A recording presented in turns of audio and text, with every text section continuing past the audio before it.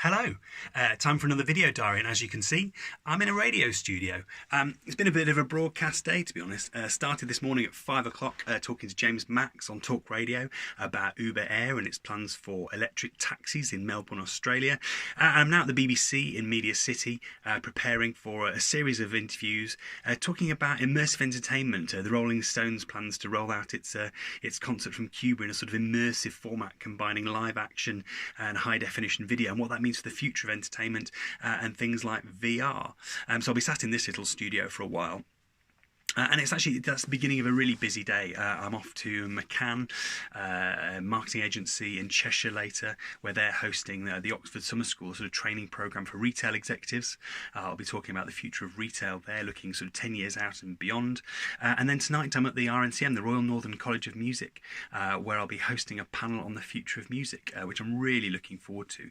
Marcus de Soto is going to be there. They're performing a new AI-composed piece of classical music, so that should be really good fun. And it's actually a not atypical day, albeit perhaps busy, slightly busier than usual. And I think that's quite a good place to end this series of videos, where I've tried to explain what it is a futurist does. This combination of broadcasting, like I'm doing today, TV and radio, explaining stories about technology in the future. A lot of speaking. I think you've seen me preparing to get on stage in the US and various other places around the world, where I generally do a lot of speaking, answering the sort of big questions about the future on stage for particular companies, particular industries. I think you've seen me preparing writing when I've been writing reports or contributing to other people's marketing campaigns sometimes when they want to talk about what the future of their industry looks like.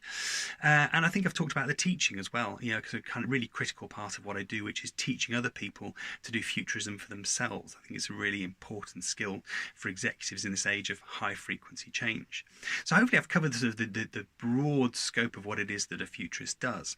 But I've really enjoyed doing these sort of little videos and answering questions as I go along, and so I'd like to continue answering questions, but your questions rather than one I've posed myself now.